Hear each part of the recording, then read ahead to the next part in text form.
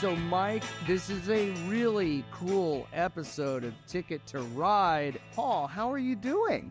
Oh, I'm doing great. I couldn't be better. I'm so excited about the movie marketplace right now, what's happening in the summer, and I think we're going to get closer and closer to that $4 billion summer mark. I think you're right. You know the summer is humming along because every article I read has your quote from one end of the business or another there. Well, you're too kind. I mean, I never stop talking, Mike. You know that. And I love our business. And it's so great to be able to talk about all these positive things that are going on. And you've mentioned this. You have such great insights, Mike, especially in terms of looking at the big picture, like with the WGA strike. I know there have been some release date moves for next year, which is concerning. Look, the industry has taken on so many challenges, and it'll have to weather this one with the strike. Well, and it's interesting you bring up the strike. The other issue that's looming out there is the actors that look like they could be heading out on strike as well. The issue, I was talking to somebody the other day, is that all of this coming together, if this all happens, all the upward momentum we have now could see a drag. And being that even though these movies are in the can, as we discussed before, there is the ability for the actors to go out and promote the film.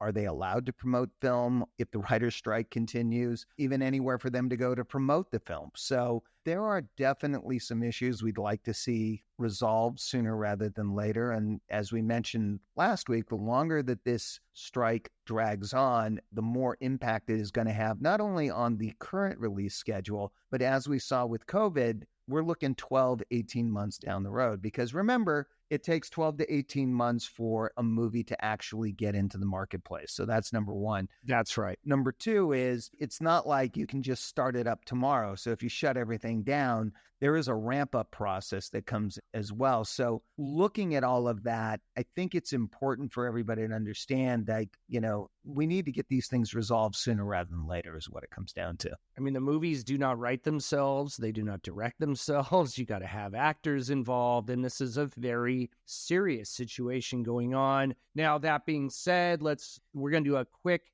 box office recap of the weekend because, Mike, we have a special guest on the show today. Yeah, we have Heather Morgan from Alamo Drafthouse who's going to be joining us in just a little bit. Heather's great. I've worked with Heather for many years now at a few different companies where she's been during her career path, and she is really good at what she does. And she's also one of those people who's really fun to work with. And we're going to test her too. We're going to test her because she's in the green room, but she can't hear us right now. But I'm going to throw some questions at her. We haven't prepped at all. We're giving her just no prep at all. She's going to be thrown into the gauntlet, so to speak.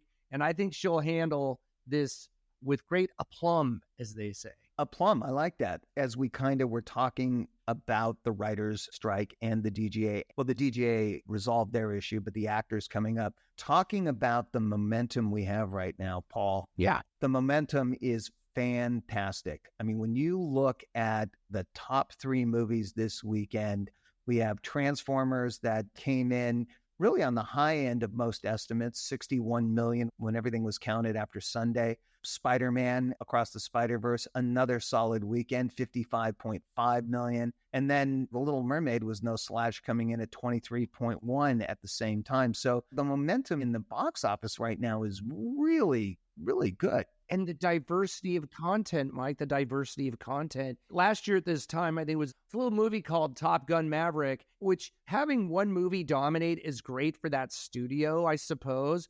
But it's not great for the overall industry to just have one movie out there. I think when audiences are migrating from one big blockbuster to the next, that makes for a robust marketplace. Having a lot of different types of movies out there means that the trailers are resonating with audiences, not just one demographic. Well, and another movie that the one I'm kind of got circled right now that to me is a great sign for our friends in the independent film world is Past Lives. Yeah. Had a huge per screen average last week. This week they expanded. They still had a 20,000 per screen average, which is great. That's actually the highest per theater average, 52 movies this weekend. That is the highest per theater average at $20,198 in 26 locations. Now, obviously, Transformers is in 3,678 theaters, had a per location average of over 16,000, almost 17,000, which is really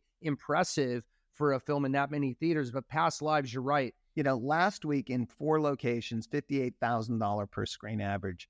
This week in 26 locations, they had a $20,000 per screen average. So they maintained a very high level of a PSA without, by adding a significant number of locations. So I think it's really important to know that, Paul, that movie has some good tailwinds with it right now. It really does. And Mike, can you explain for the audience? And I'm sure most people listening know what a per theater average is, but doesn't it really represent the capacity of a theater being filled and just the excitement for a movie? Well, per screen average, it's very simple. You're taking the total gross for the weekend divided by the number of runs, and that is the per screen average. Per screen average is one of those things, especially when you're using the independent or specialty. That's the gauge of how well is the movie doing. Like last week, they had a $58,000 per screen average. I think that was the highest one this year so far. You're making a lot of noise, but a lot of times when you expand, so you go from 4 locations to get a $58,000 per screen average in 4 locations is not as difficult to do a $20,000 per screen average in 26 locations. There's a difference there.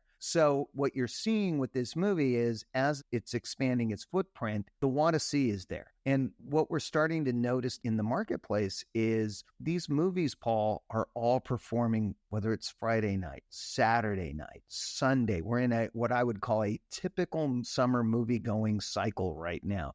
We're starting to see the independent films working. What it means is America is relearning the habit of going to the movies. And they are now at a position where, as to your point, week after week, there seems to be something for somebody in there. Another movie that I'd like to bring up is Boogeyman.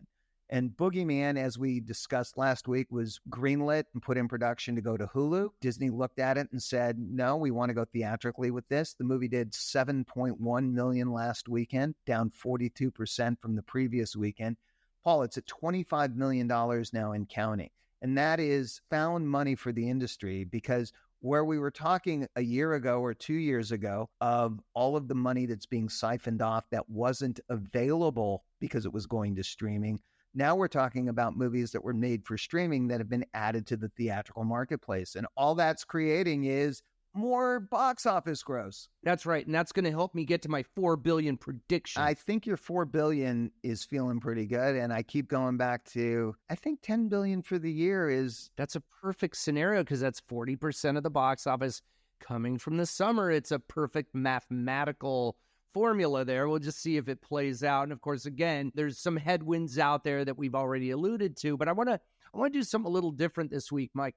I want to look at the top films on the Comscore chart sorted by location average. And that tells a different story. And looking at the indie world, because we do have Alamo Drafthouse's Heather Morgan coming up, I thought it'd be cool very quickly to look at the top movies that are not the big studio films that are in fewer than 600 or 500 theaters, and how well they did. So Past Lives, we've talked about. You know what's really cool to me, Mike, and you'll appreciate this. Number 2 in terms of films playing in fewer than 500 theaters is a movie called Squaring the Circle, the story of hypnosis, which was the album cover art house that created some of the most iconic album covers of all time. And that movie was in one theater, but it did $9,346. So Noel Gallagher from Oasis is in this documentary. Paul McCartney, Robert Plant, Roger Waters, Jimmy Page, David Gilmour. A lot of the band members of Pink Floyd are in this for obvious reasons because of Dark Side of the Moon.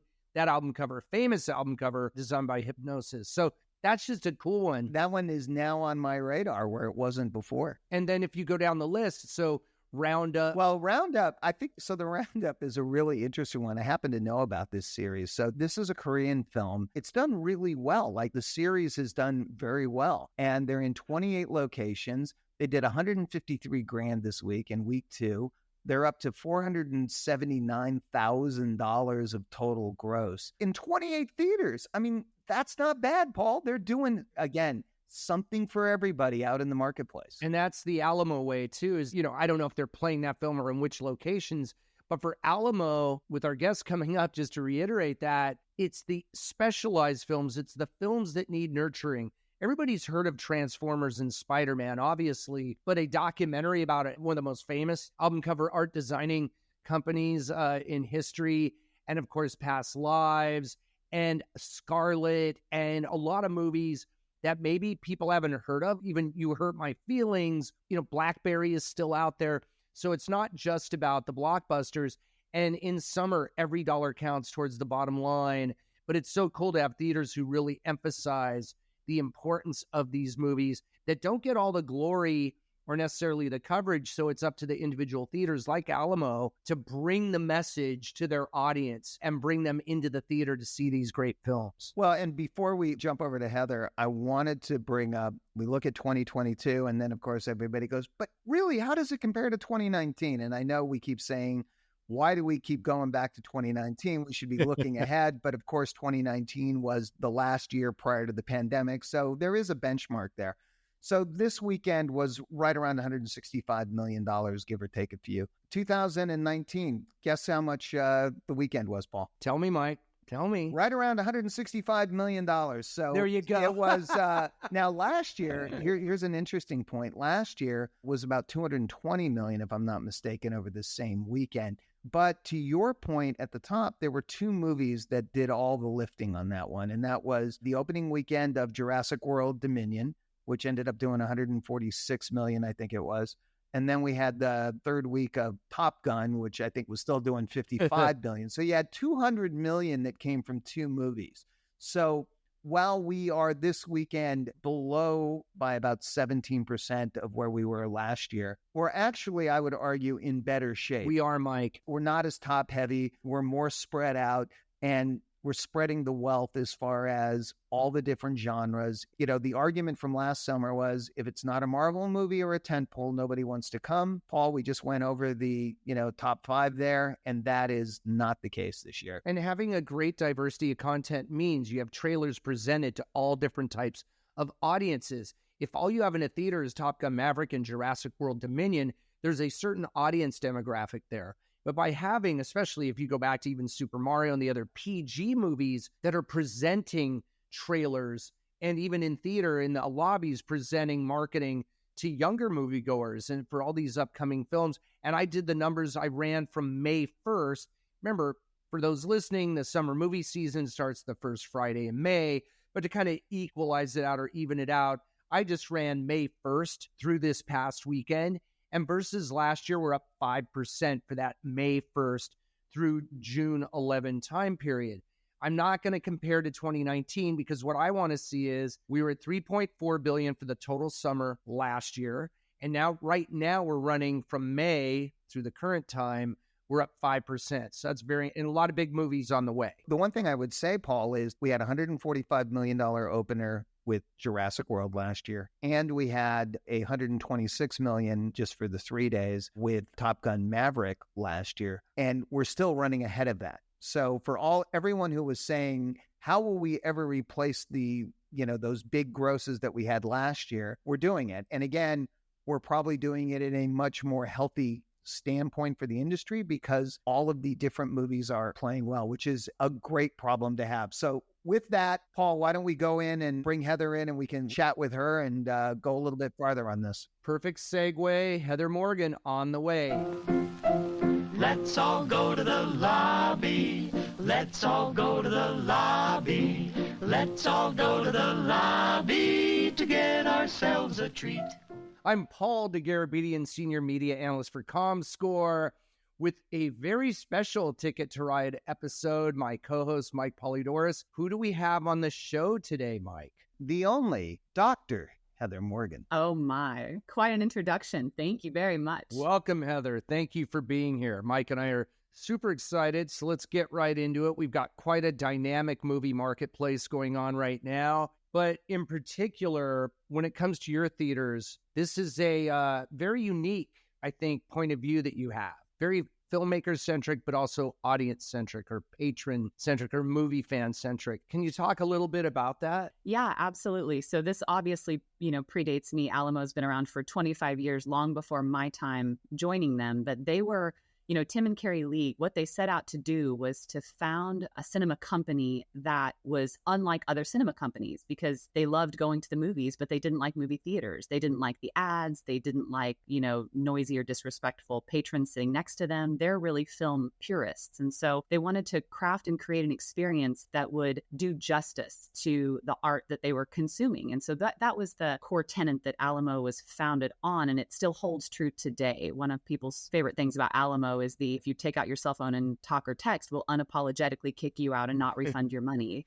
People love that. It just really, it resonates with them. That whole love that. Yeah, the tough love approach, people go for it. And creating enhanced cinema experiences. So people, when they come to the cinema, they consume this amazing art that filmmakers create. But Alamo's goal is always to figure out how to plus it up. What can we do to make it even better and more over the top? So that is resonating, we are seeing, with today's movie-going audiences as they return to the theaters post-pandemic and their new raised expectations. Let's go back a little bit. And how did you get started in this business to start with? Very accidentally. So I was working for a company. After I finished my PhD, I was working for a company in Kansas City called Service Management Group. And they're a company where anytime you go to a restaurant or retail space or a theater, and it prints out your receipt and it says, hey, tell us about your experience today and get a chance to win a $100 gift card or free nachos on your next visit. Well, Service Management Group is a company that collects all of that data and analyzes it and then advises their clients on where they seem to be doing well and where their opportunities are based on guest feedback. I had a number of different clients that I was consulting for. AMC Theaters was one of them. And so after doing that for a year or so and having them be one of my clients, they recruited me to come work for them exclusively as their director of guest experience. So basically managing the program, but for their circuit only. And that was my first foray into this industry. And then how did you segue into the film department? Because that's when I got to work with you and we got to know each other. Yes. So that was when Jerry Lopez was the CEO of AMC, and he placed a premium on what he called finding organizational athletes, which were people that you could take from one area of expertise, pluck them out, put them in a completely unrelated area, and they learn and they deliver results. And that was sort of how you established your value in Jerry's eyes, was being very versatile and having a wide breadth of experience. At the time, I had tremendous depth in a very specific area. So the whole goal was like, let's broaden her out. So Elizabeth Frank approached me and she said, what do you think about coming onto the film team to be a film buyer? And I said, I think it's a weird choice. And she said, why? Tell me about that. Why is it weird?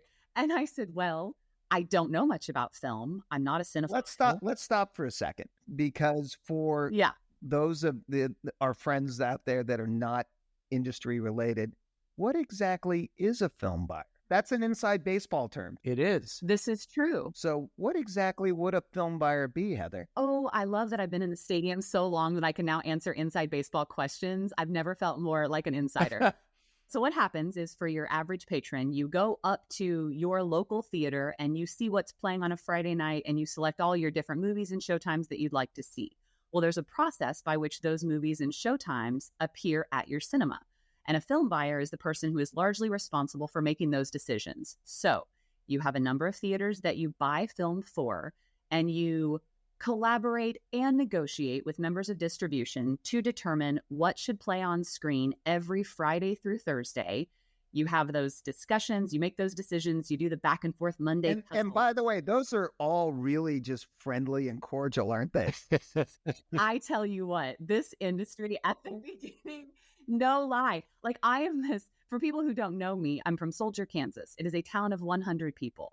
And so I was raised with polite, heavy manners, collaboration, no talking back. Like, these are my core tenets. This industry ran roughshod over me when I was put in the film buyer's seat. My first 6 months, I thought, there is no way I'm going to make it. And Ryan would. You can't be cordial and accommodating in these kind of negotiations, Heather?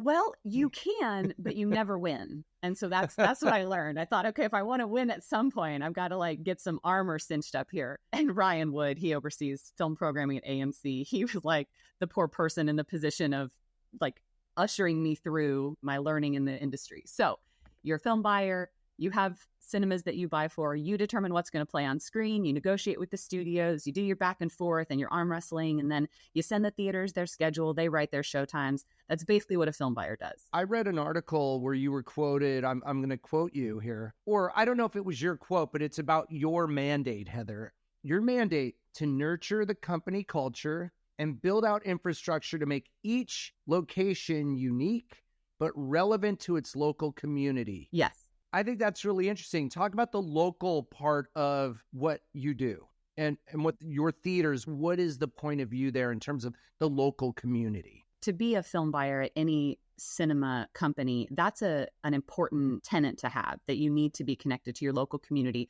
But I've never been with a cinema company up to this point that emphasizes it more than Alamo does, because that's the thing. Even though they've continued to grow, basically what they are now is a cinema company that doesn't like cinema companies. They don't want to be a chain. They want to be this loose conglomeration of individual neighborhood theaters.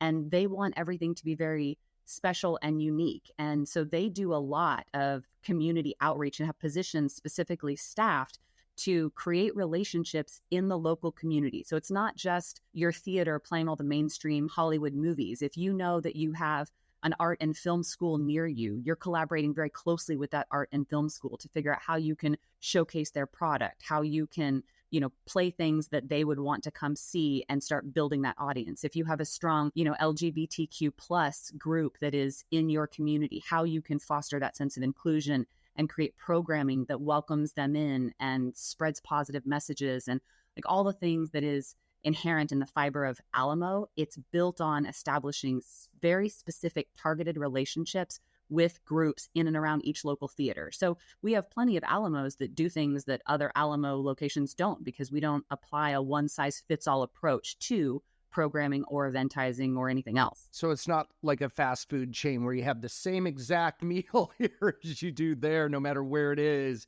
It's always the same. I like that you're creating a curated and tailored experience. And if we're talking about independent film, I think often patrons love a theater that can sort of curate for them, but it's also a very savvy audience, right? They read reviews. This is a very film-centric audience you have. So I think it's incredible. It's definitely not set it and forget it. Not at all. We have our Alamo Drafthouse Recommends label. It's been in existence now for 10 years, but basically it is films that Alamo feels strongly that the public needs to see and that we want to get behind and help elevate. Films that need that platform. They don't necessarily need our help elevating Guardians of the Galaxy, but Past Lives, for example, you need to elevate certain types of product so that it gets more awareness and more eyeballs. Alamo has, again, to their credit, crafted this really authentic relationship with its guests where Alamo guests trust Alamo recommendations. And if Alamo says, this is really a film you're going to want to see, people show up to see it just because it's been built on trust over time. That's not a recommendation that you can buy. It can't be paid for. So it's always very authentic. And the company, if they don't believe in it, they won't issue that label. So it's issued very carefully and after a lot of thought. And Past Lives, you just mentioned over 20,000 per location this past weekend. That's a huge number. And you work very closely with the distributors like A24 to get their films on screen. The thing about Past Lives, Paul, that you bring up is it's a great sign for the business to see a specialty movie, old school specialty, started in 4 locations the week before, expanded this weekend, $20,000 a screen. They'll be expanding further. Alamo has a big footprint in that, but it's nice to see a little heartbeat in the specialty market. Especially in the summer movie season where you have all these behemoths out there just sucking all the oxygen out of the room, so to speak, in terms of the narrative, but not necessarily in terms of the box office. Because when you look at that per theater average, it's bigger than, and of course, many fewer theaters than the films at the top of the chart.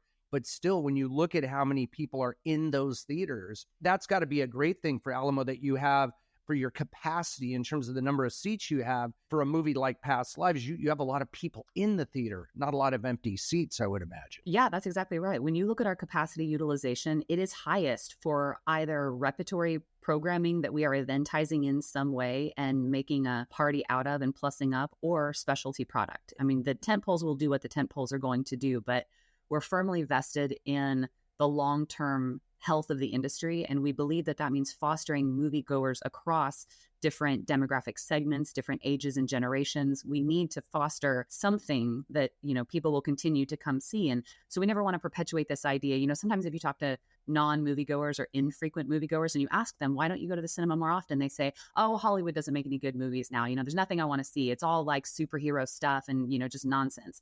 And then you start to talk to them about what else they might have missed. And sometimes they haven't heard of any of it, but then they seem interested. So we're very bullish on the future of the industry and very committed to continuing to show a diverse array of product so that we cast a wide net and attract as many current and future moviegoers as possible. And it seems too, though, that the marketing on a big blockbuster, it's the typical trailers in theater marketing. But for movies that you're playing, it's like you're doing a localized marketing. In other words, you're going beyond that because the marketing budgets often aren't that huge. Sometimes these films don't play in 1,000 theaters. So really, I think it's cool because it puts kind of marketing messaging in your hands and your staff and how to present that in the neighborhood that each theater is in. To me, that seems incredibly exciting. Yeah, it is. And this is sort of also a Tim League personal philosophy, but his view has always been, the studios are going to spend massive marketing budgets on those tent poles, and the awareness around tent poles is huge. So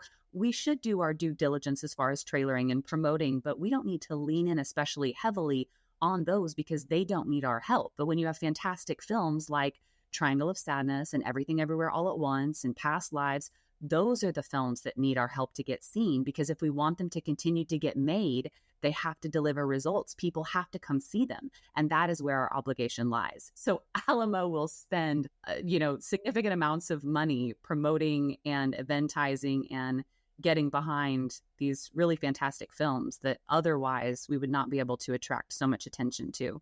We just did a huge event last night in our New York theaters for Asteroid City because, that's another one that is going to hit the Alamo crowd really well. What I wanted to ask you, Heather, is so going from companies like AMC and Harkins, which are, let's call them more mainstream cinema, to something that is more unique and specialized like Alamo, what adjustments, if any, did you feel like you had to make, or did you feel that, Alamo was the next progression of where you wanted to go with your career? That's a good question. I don't really navigate my career much like a guided missile. It's sort of like a bee's flight path, and I just follow. I'm going to steal that. That's good. Whatever opportunity presents itself. But yes, I've had to make a number of adjustments. At each time I've transitioned from a role or from a company, it's required a different level of adjustment. So AMC, it has a lot of structure in place. It's, been around for a number, far longer than an Alamo Drafthouse and even a bit longer than a Harkins, but it's all very standardized. You have processes, you have procedures, everybody has a position, they know what their role is, they're very well defined. There's a lot of structure and bureaucracy, and that's not necessarily a bad thing. Harkins has a lot of that as well, but, a smaller number of staff because it's a much smaller footprint. And then you come to Alamo, which, not having been around for 85 or 100 years, they've been around for 25 years. And as I said, they very much prefer to view themselves as this loose conglomeration of individualized theaters rather than a cinema chain. That structure and those processes and procedures, they're not really there. It's sort of a figure it out as you go type of thing. And for a company that has its sights set on growth now after recovering from the pandemic and, getting its balance sheet all straightened out, the sights are set for growth for Alamo. And so some of those processes and procedures you need, but it's also a company that is completely fueled by devout cinephiles and enthusiasts. And so, at a lot of larger companies, when you say, well, this is something that we're going to do, everybody says, okay, that's fine, because, they really don't care that much. At Alamo, everyone cares very deeply about everything, and everyone has a strong opinion about what's best for the company. So it is a master class in establishing collaboration and collective buy-in and change management across the company. That seems very unique. I want to throw something out there that may seem a little out there, but I'm still going to do it. So when we look at movie theaters, traditional movie theaters, let's say a movie theater is playing Super Mario Brothers. You've got little kids in there who are being exposed to the movie theater experience. That's your future moviegoer. In the specialized or independent world, or within the context of Alamo's theaters, is there a way, or are you already doing things? Because I know most indie movies, and I'm doing that with the air quotes, are mainly R-rated often or have more challenging subject matter. Are there films or types of ways that you can perhaps, create a future cinephile, a young person that may go to Alamo and be exposed to these kind of really cool movies and the various things that you present in the lobby just to get younger. And I'm not talking about little kids, but like young people who are very interested in film. How do you create that future Alamo moviegoer in a younger person in this specialized world? That's a good question. Historically, if you go a number of years back, truly, Alamo wasn't great at catering to a younger kid and family crowd, because at the beginning of the company's history, it was like 21 and up, because you wanted to protect the cinema experience, and man, kids are distracting and you're serving a lot of beer and like maybe not the best place. Well, that's me in a nutshell. I'm just saying, I don't even have kids, but I still look at, But Paul, you are the kid though, Paul. That's the issue. That's true. That's true. Mike knows me very well. Yeah. So historically, you're right. And then I think there was a lot of really strategic conversations about, well, not only are we missing a really key demographic with families and kids, but also when we're talking about the long-term health of the industry, we want to perpetuate moviegoing in younger audiences. So how can we make Alamo more kid friendly? And so a long time ago, they changed the age policy. Now Alamo runs a kids camp just like other circuits. We still play the family product just like everyone else does. And also they bring that same thought process of eventizing film to kids product. So like, for example, when you go see Elf, like there are a lot, every Christmas, every cinema chain is playing Elf, the repertory film, because it's just so fantastic. And families take their kids. So Alamo will do this, but they will also make it an Elf movie party where it used to be that they would be served, spaghetti with maple syrup and all the stuff to pour on top of it. You wear an elf hat, you jingle bells when people sing, like it's meant to be. So what we have found, so just like when Magic Mike came out and we had our rowdy screenings and you could throw fake money at the screen, which, we did. We gave out pink fake dollar bills that said "In Abs We Trust," and women were actively encouraged to hoot, holler, and throw money all over the auditorium, which they did to a staggering degree. Like, not only can you eventize those films for that audience, but if you eventize Elf in a very family-friendly way, it brings about the same type of joy and enthusiasm. And then parents leave with their kids talking about, I didn't realize going to the movies could be like this. We absolutely have to come back. And then you could play Bad Santa later for the adults. That's exactly right. Or play Cocaine Bear, where we serve donuts with bags of powdered sugar that you were, discreetly. It sounds like so much fun. I think Mike and I should do a Alamo takeover, right, Mike? Ticket to Ride. Here's the thing, I'm going to tell you, I have never seen Heather have so much fun at one of her jobs as she's having with Alamo. That is amazing. Mike and I will be guest programmers for 1/2 hour because you won't want us there much longer. No, 100%, you've got it. And Mike, the key to me having more fun at my job, I found, was just to get me away from terms negotiations. Get me away from holdover negotiations, the terms negotiations. I get a lot happier. Oh, you're just, somewhere Sean Barber right now is having a twitch when you said that. So it's like, I think I should call her to talk about blackening real quick. That is funny. The other thing I wanted to bring up is right now the president of the Will Rogers Foundation. And the Will Rogers Foundation is one of our industry's most amazing charities, as far as I'm concerned. I'm part of the Variety of Southern California board and served as president, as chairman, and we work closely with Will Rogers. But Heather, will you kind of talk a little bit about Will Rogers and really talk about some of the great things during the pandemic that the charity did as well? Yeah, the charity, it has such a long and storied history. It dates back to 1939 originally. And basically the premise of the charity is taking care of our own. So we raise funds and administer funds and supportive counseling services and referrals and all types of aid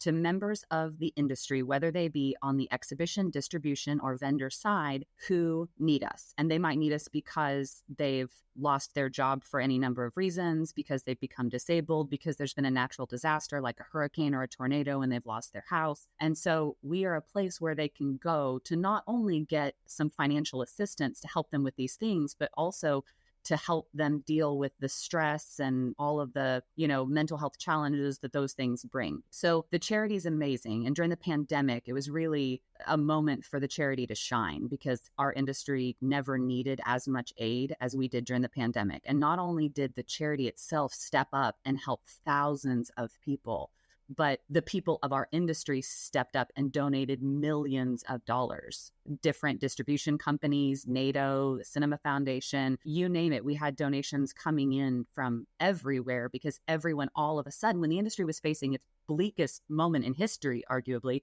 the whole industry wanted to rally and figure out how they could help. And a lot of them naturally went to Will Rogers as a fantastic place where they could send their funds and they knew that they would be put to good use. So that's always been something the charity has done and will continue to do. And now they're placing even more focus on proactive and life skill type coaching. So when people get into a difficult situation, then the charity is fantastic at helping them out of that. Now the charity wants to be equally impactful at helping prevent them from getting into a difficult situation to begin with. So they're doing all kinds of really fantastic webinars right now with outside experts in fields to talk about everything from managing depression and anxiety to managing large-scale social change and events where you feel like your world is a bit out of control and you don't know how to handle that, to managing their money and budgeting. The largest numbers of people who work in our industry are often boots on the ground in venues. And they're early on in their careers. And so trying to set them up with healthy foundation to figure out how to manage their money, how to manage their time, how to cope with anxiety and stress. It's just, these are life skills that will help them throughout, whether they stay within our industry or not. And so I just couldn't be prouder of all of the work that Christina and Samantha are doing over there. It's really just amazing. That's really cool. They do a great job. And by the way, Christina Bloomer happens to be the best when it comes to knowing classic rock tunes. There is nobody better. I know. Who knew that? She can name that tune in 3 notes. And Mike, you're no slouch yourself when it comes to classic rock. Neither am I. Way better than I am. I see a battle royal in the future for the rock supremacy. That feels like the Ticket to Ride podcast that you can host at the Alamo Drafthouse Theater. I like it. I like it. I love it. Oh, is that an invitation? Because we will take you up on that. We'll bring our microphones and everything. You have a standing invitation. We'll even provide the mics if you need them. Super excited for that. So Heather, last question here.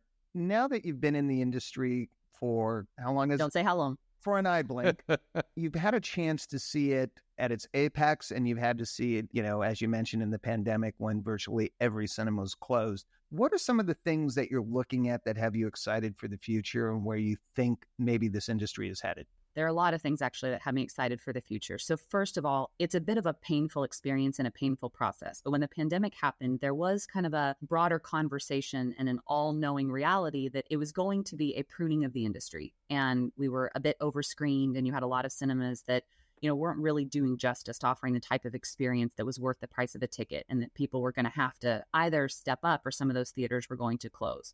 And what we've seen in the years since the pandemic is that is happening. So our screen counts are going down, but a lot of those locations that are closing probably are good for the health of the industry because of the experience that they were providing, or they're going to get purchased up by other cinema companies and have some real investment put in them where they can have better seats, they can have better screens, they can upgrade that experience. So one thing I'm excited about is we're going to have, I think, more consistency across the industry at delivering a guest experience that people feel like is deserving of the ticket price that they're paying.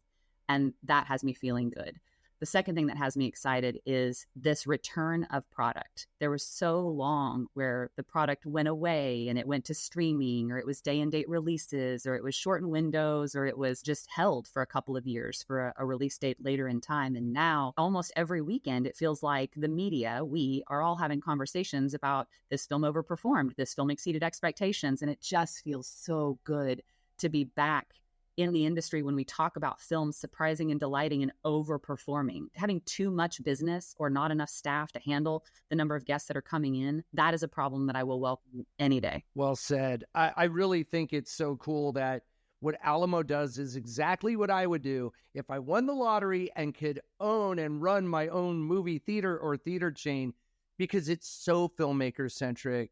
Heather, I think it's just so cool. And Mike and I, we're gonna do a field trip out to our local Alamo Drafthouse. And by the way, if you're listening and you haven't been to one of these theaters, you must go. It's a completely different experience than what is the traditional experience at a movie theater. And that's really cool. Well, and Paul, you may not know this, but we are the only cinema company that is partly franchise owned. So if you Oh. decide to take a bee's flight path with your career and you want to open up an Alamo Drafthouse, you just give me a call. Okay, I just got goosebumps. Okay.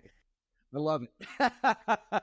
Well, thank you. I was going to say, Heather, I want to thank you so much for making the time today to join us. It's been fantastic. And for everybody, Heather is always just one of my favorite people to work with, no matter what we're doing. It's always fun. Well, to join not one, but two industry icons, it really was my pleasure. And I mean that sincerely. All right. Oh, well, now you it's know, time Mike to and I cut are it working on that off. icon status. Yeah. But I just want to say for Ticket to Ride, Comscore's Ticket to Ride podcast, on behalf of me, Paul DeGarabedian, Senior Media Analyst for Comscore, and Mike Polydorus, President of Paper Airplane Media, we want to thank Heather Morgan, Chief of Staff and Strategy at Alamo Drafthouse Cinema. Thank you for being on the program, and we'll see you at the movies at the Alamo Drafthouse. Right, Mike? We will be there.